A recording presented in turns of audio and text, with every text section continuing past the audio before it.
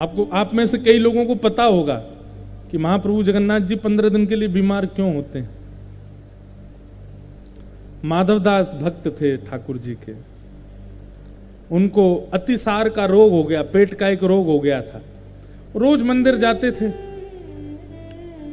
अच्छा, एक बात तो आपको पता होगी, एक नहीं पता होगी, वो मैं बताऊंगा, सुनो। अतिसार का रोग हो गया माधवदास जी को। अब वो उनको इतना शौच जाना पड़ता था कि वो मंदिर में शुद्धि नहीं रहती थी, तो इसलिए वो मंदिर जाना बंद कर दिया। एक तो होता है कि आप ठाकुर जी का दर्शन करने जाते हो, और एक होता है कि ठाकुर जी आपको देखने के लिए बुलाते हैं। भक्ति प्रारंभ होती है, आप महाप्रभु जी को देखने जाते हो, और भक्ति स्थिर होती है, ठाकुर जी आपको खुद देखने के लिए बुलाते हैं। उनका मन नहीं लगता आपको देखे बगैर। माधवदास जी की स्थिति किस स्थिति में आ गई थी? अब ये दर्शन करने नहीं जाते थे, ठाकुर जी को चाव होता था कि माधवदास आए, मैं उसको देखूं। बंधु, ऐसी भक्ति कभी हमारी हो जाए, हम महाप्रभु जी को देखने नहीं जाएं, ठाकुर जी को चाव हो। हमारे स्वामी श्री हरदास जी महाराज की परंपरा का एक भाव हमारे भैया सुना रहे थे। वो बता रहे थे, एक दिन प्राचीन काल की बात है कि श्री जगन्नाथ जी का श्रृंगार हो रहा था। बहुत ध्यान से सुनिएगा। जगन्नाथ जी को माला धरा रहे थे, वस्त्र धरा रहे थे पुजारी जी। इतने में क्या देखा, महाप्रभु जगन्नाथ जी ऐसे खड़े खड़े ऐसे डोल रहे थे। तो पुजारी जी बड़े प्रसन्न हो गए, हरि हरि बोलो, हरि हरि बोलो, जय हो। महाप्रभु जी खुश हो रहे हैं, महाप्रभु जी प्रसन्न हो रहे हैं, नाचने लगे सब। दैतापति आदि सब आ गए, सब उस दृश्य को देख रहे हैं कि महाप्रभु जी धीमे धीमे अपनी वेदी पे बैठ करके झूम रहे हैं। सबने पूछा, जय जय, आपकी प्रसन्नता है, हमारे लिए बड़ी प्रसन्नता की बात है, लेकिन हम जानना चाहते हैं, आज ना तो कोई ऐसी शुभ तिथि है, आज ना ही कोई ऐसा शुभ मुहूर्त है, आज ना ही कोई ऐसा उत्सव है, आप इतने प्रसन्न क्यों हो? और अभी तक तो कोई भोग भी नहीं धराया आपको कि भोग पाके खुश हो गए हो, ना श्रृंगार पूरा हुआ, इतने खुश क्यों हो रहे हो आप सुबह ही सुबह? ठाकुर जी, आपकी निजी बात हो सकती है, लेकिन हमको भी बताइए ना, हम भी खुश हो जाएंगे सुनकर के आप इतने प्रसन्न क्यों हो?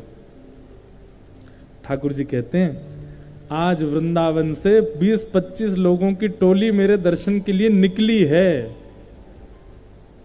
और उस समय में ट्रेन तो होती नहीं, फ्लाइट होती नहीं, या तो बैलगाड़ी साधन हो, और अब मुझे इतनी प्रसन्नता हो रही है कि उनको 15 दिन लगेगा मेरे पास आने में, तो उनकी निकलने की खबर मुझको पड़ी और मैं खुश हो रहा हूं कि अब ब्रजवासी मेरा दर्शन करने के लिए आ रहे हैं। ठाकुर जी झूम रहे हैं। पुजारी जन इतने प्रसन्न हो गए, बोले जय हो भगवान। वो भक्त कितने चाव से आ रहे होंगे कि हम जगन्नाथ जी का दर्शन करें, पर उनको क्या पता कि वो जितने व्याकुल आपके दर्शन के, आप उससे ज्यादा व्याकुल उनको देखने के लिए हो रहे हो। क्यों? क्योंकि वो ब्रज से आ रहे हैं, क्योंकि वो रसिक जन आ रहे हैं, क्योंकि वो ब्रज के सेवक जन आ रहे हैं। जगन्नाथ जी बोले, सुनो, ये सब बड़े भजन निष्ठ आ रहे हैं, जितने भी आ रहे हैं, मेरा भजन बहुत करते हैं, इनके लिए उत्तम व्यवस्था कर दो, आदि आदि सब। 15 दिन बाद जब वो सब ब्रजवासी पहुंचे, तो महाराज पुष्पों से उनका स्वागत हुआ, सबने उनकी बढ़िया व्यवस्था की। बोले, हमने कोई पत्र तो भेजा नहीं, हमने आप लोगों को बताया तो था नहीं कि हम आ रहे हैं, आपको ये और इतनी व्यवस्था, इतनी सेवा करने की क्या आवश्यकता? बोले, भैया, जब उन्होंने वृत्तांत बताया, बोले आप 15 दिन पहले जब निकले थे, तो महाप्रभु जी अपनी ब्रह्म वेदी पर झूम रहे थे कि, और उन्होंने बताया कि आप दर्शन को आ रहे हैं।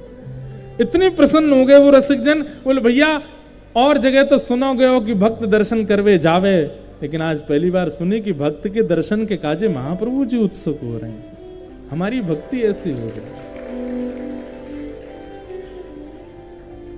हमारी भक्ति ऐसी हो जाए कि ठाकुर जी उत्सुक हैं हमको देखने के लिए। तो माधवदास जी उसी स्थिति के थे। ठाकुर जी पूरे दिन मानो जैसे व्याकुल होकर के अपने नेत्र खोल करके, और मैं तो कहता हूं, जगन्नाथ जी की पता पलकें नहीं है, श्री जगन्नाथ जी के ये पलकें नहीं है। क्यों? ठाकुर जी ऐसे आंख खोल करके, और यूं भी नहीं कि, और जगह तो आप देखोगे ठाकुर जी के कैसे कटाक्ष नेत्र हैं, छोटे छोटे नेत्र हैं, धीमे धीमे खोलते हैं, पर जगन्नाथपुरी में तो ऐसे खोल के बैठे हैं। जैसे कोई व्यक्ति अगर ऐसे अपने नेत्र कर ले तो और नेत्र बड़े हो जाते, पलक झपक नहीं पाती, तो मानो ऐसा लगता है महाप्रभु जगन्नाथ जी ऐसे बैठे हैं। सबको क्यों देख रहे हैं ऐसे? बोले भैया मेरे दर्शन में भीड़ ज्यादा भई और तेरी पलक कहीं झपक गई, तू वो नहीं देख पाया तो चिंता मत करियो, मैं तो देख रहा हूं, मेरी नजर तो पे ही है, मैं तो ये देख रहा हूं।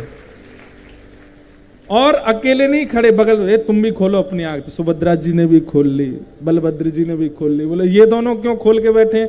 जगन्नाथ जी बोले भाई लाखों लोग आएंगे, मैं ज्यादा से ज्यादा 1-1.5 लाख लोगों को देख लूंगा, बाकी के जो बच कुछ जाएंगे उनको तुम देख लेना और फिर बाद में मुझे दिखा देना, ये भी आए थे।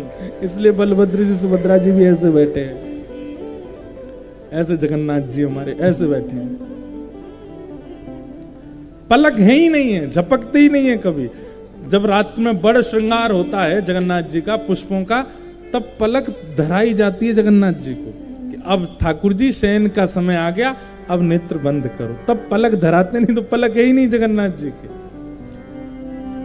अगर मैं ऐसा कह दूं तो इसमें कोई अतिशयोक्ति नहीं। पूरे भारत में जितने ठाकुर हैं वो भक्त वत्सल हैं, लेकिन महाप्रभु जगन्नाथ जी ये भक्तों के भक्त वत्सल है। मतलब ये भक्तों के आराध्य नहीं है, ये भक्त इनके आराध्य हैं, ये भक्तों की आराधना करते हैं। और जगह तो आप ठाकुर को देखते हैं, पर जगन्नाथपुरी में ठाकुर आपको देखता है। तो माधवदास जी का रोग हो गया अतिसार का, नहीं आ पाते। महाप्रभु जगन्नाथ जी बोले माधवदास नहीं आ पा रहा तो हम चले जाते हैं, और एक बालक का रूप धारण करके गए। माधवदास जी ना हिल पा रहे ना डुल पा रहे, वहीं सब कर रहे थे शौच आदि। महाप्रभु जी गए और जल हाथ में ले ले करके माधवदास जी के वस्त्र धोवें, कभी पैर साफ करें, कभी कुछ साफ करें। माधवदास जी के नेत्र खुल गए। बोले ये कोई बालक नहीं है, जो सुगंधी मुझे आ रही है उससे पता चल रहा है ये महाप्रभु जगन्नाथ जी हैं। तुरंत हाथ पकड़ लिया, बोले प्रभु ये आप क्या कर रहे हैं? आप मेरी सेवा क्यों कर रहे हैं? अरे माधव तू जल्दी ठीक है जाएगो तो फिर मेरे दर्शन के काजे आवेगो, तो दर्शन मेरे काजे आवेगो, मैं तो देखूंगा तब मुझे संतुष्टि होगी, इसलिए मैं जल्दी ठीक कर रहा हूं। माधवदास जी बोले आप परमात्मा हो, आप चाहो तो चुटकी बजा दो तो मेरा अभी पेट ठीक हो जाए, मेरे सारे रोग ठीक हो जाएं। ये 10-15 दिन का मुझे रोग भोगना क्यों पड़ रहा है? ठाकुर जी बोले देखो ये प्रारब्ध है तुम्हारा, किस जन्म का भोग रहे हो तुम्हें नहीं पता, और ये 15 दिन तुम और भोग लोगे तभी तुम्हारे पूर्व के प्रारब्ध नष्ट होंगे। अगर मैं परमात्मा दृष्टि से तुम्हारे 15 दिन के प्रारब्धों को तुमको ना भोगने दूंगा तो इनको भोगने के लिए तुम्हें फिर से जन्म लेना पड़ेगा। समझ में आई बात? यदि अभी आए संकट को तुमने नहीं भोगा तो इसके लिए तुम्हें दोबारा जन्म लेना पड़ेगा। 15 दिन का संकट भोगने के लिए तुम्हें फिर से आना पड़ेगा। माधवदास जी बोले नहीं भगवान मैं सह लूंगा, पर आप मेरी सेवा मत करो, आप चले जाओ। लेकिन ठाकुर जी कहां मानने वाले थे। शाम तक तो माधवदास जी स्वस्थ हो गए, ठीक हो गए, सारा रोग ठीक हो गया। लेकिन माधवदास जी के मन में ये बात चल रही थी कि ठाकुर जी बोल के गए कि ये मेरे प्रारब्ध हैं और मैंने तो अपने प्रारब्ध 15 दिन के भोगे नहीं, फिर मैं स्वस्थ कैसे हो गया। अगले दिन जैसे ही आप स्नान ध्यान करके, ठाकुर जी का आज मनोरथ था क्या, स्नान पूर्णिमा, स्नान पूर्णिमा का दर्शन किया, और स्नान पूर्णिमा के बाद तभी क्या होता है, ठाकुर जी बीमार हो जाते हैं। 15 दिन के लिए जब बीमार हुए, किसी को दर्शन नहीं हुए, माधवदास जी व्याकुल हृदय से ठाकुर जी को पुकारते हैं। बोले भगवान आपके दर्शन क्यों नहीं हो रहे, आप कैसे बीमार हो गए? बोले माधव अब तुम स्वस्थ हो ना? बोले हाँ, तुम्हारा जो 15 दिन का शेष रह गया था वो हमने अपने ऊपर ले लिया, अब उसको हम भोगेंगे। तो माधवदास जी को इतनी पीड़ा हुई कि नाथ आप क्यों ले रहे हैं? ठाकुर जी बोले एक पंथ दो काज। ए माधव सुन, तू इतना परेशान मत हो, ये 15 दिन के बीमार होने के पीछे एक कारण और है। माधवदास जी बोले क्या? क्योंकि माधवदास जी तो सौगंध दे रहे थे कि आप अभी स्वस्थ हो, मैं भोगूंगा, मेरा प्रारब्ध, आप क्यों ले रहे हैं अपने ऊपर? ठाकुर जी बोले नहीं नहीं तू चिंता मत कर, एक बार में 2 काम हो रहे हैं। भगवान माधवदास जी बोले क्या? एक तो तेरे रोग जो हैं वो मैं भोग लूंगा। और मैं वैसे ठाकुर जी कुछ भोगते नहीं है, ये सब तो लीला है जगन्नाथ जी की। और दूसरा बोले क्या, साल भर में 14-15 एकादशी आती है और हम एक भी एकादशी नहीं रखते, सब एकादशियों पे महाभारत पाते हैं। कहीं ना कहीं जब एकादशी की महिमा पूरे विश्व में इतनी हमने बताई है, मान लिया जगन्नाथपुरी में एकादशी के दिन महाभारत महाप्रसाद पाना होता है, यहां पर एकादशी का विधान नहीं है, क्योंकि यहां की रसोई स्वयं लक्ष्मी बनाती हैं, इसलिए लक्ष्मी के हाथ से स्पर्श करने पर एकादशी का विधान नहीं होता। लेकिन भैया कहीं एकादशी की महिमा कहीं और घट नहीं जाए, इसलिए हम तो एक साथ ही 15 दिन की एकादशी कर लेते हैं ताकि साल भर चकाचक पावे। तो कई लोग एकादशी पर ऐसा कह देते हैं कि महाप्रभु जगन्नाथ जी भी यहाँ भी तो महाप्रभु जी आपको पता नहीं है, वो बड़े चतुर हैं, वो एक साथ ही 15 दिन में व्रत करके अपनी एकादशी खत्म कर चुके हैं। 15 दिन ठाकुर जी महाप्रसाद नहीं पाते, केवल काढ़ा पीते हैं। ऐसी एकादशी तो कोई नहीं करता होगा। हम कैसी एकादशी कर, कूटू की पकौड़ी, कूटू की कचौड़ी, ये समा के चावल लो, खिचड़ी लो, ये लो, कैसी एकादशी करते? 15 दिन एक साथ एकादशी प्रकट हो जाती हैं और ठाकुर जी केवल काढ़ा पी के रहते हैं। सबको ये पता रहता है कि ठाकुर जी अस्वस्थ हैं, लेकिन वास्तव में पूरे साल भर का कोटा पूरा कर देते हैं ठाकुर जी एक बार में। तो इसलिए जो लोग, ये कोई ऐसी शास्त्रीय बात नहीं, लेकिन मेरे मन में आता है कि जो लोग जगन्नाथपुरी में एकादशी के दिन महाप्रसाद पाते हैं, उन एकादशियों को गिन लीजिएगा कितनी एकादशी हमने महाप्रसाद पाया, वो प्रेम से पाइएगा।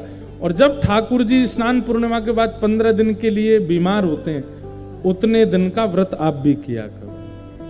ठाकुर जी भी तो नहीं पा रहे, तो हमें भी नहीं पाना है। इन दो भावों से ठाकुर जी बीमार होते हैं महाप्रभु जगन्नाथ जी। एक तो माधव दास का रोग लेते हैं, और फिर ठाकुर जी को इतना अच्छा लगा कि हमने अपने भक्त की पीड़ा ली, उसको पीड़ा उत्सव के रूप में ठाकुर जी मनाते हैं हर साल। माधव दास जी के उस रोग को अपने उत्सव के भांति, जैसे ठाकुर जी का उत्सव भक्त बनाते हैं, ऐसे भक्त के उत्सव को ठाकुर जी पीड़ा उत्सव के रूप में मनाते हैं 15 दिन के लिए। ऐसे महाप्रभु श्री जगन्नाथ जी, बोलो जगन्नाथ महाप्रभु की। ऐसे जगन्नाथ जी को हम बारंबार प्रणाम करते हैं। तो इस प्रकार बंधुओं, ठाकुर जी से एक संबंध मानो। तापत्रयोन्मूलनम श्रीमद्भागवते महामुनिकते किंबा परैरीश्वरः सद्यो हृदय वरुद्यते त्रिकृत भी शुश्रूषभिस्तच्छण। महाप्रभु जगन्नाथ जी को हम बारंबार वंदन करते हैं। और आइए बड़े प्रेम और भाव से आज के मंगल भाव को विराम देते हैं। आज भी थोड़ा विलंब हुआ कथा में, पर कल से बिल्कुल समय से आएंगे हम। आज का भी कारण एक कुछ निजी है हमारे परिकर में से, पर ठाकुर जी सब अनुग्रह करेंगे, सब मंगल में होगा। तो आइए महाप्रभु जगन्नाथ जी को प्रणाम करते हुए आज के मंगल भाव को हम लोग विराम देते हैं। हे भजो मुकुंद माधव मुरारी, भजो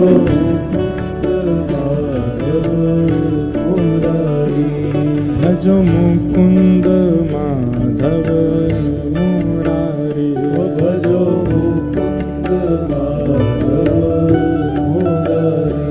ओ गिरधारी बनवारी,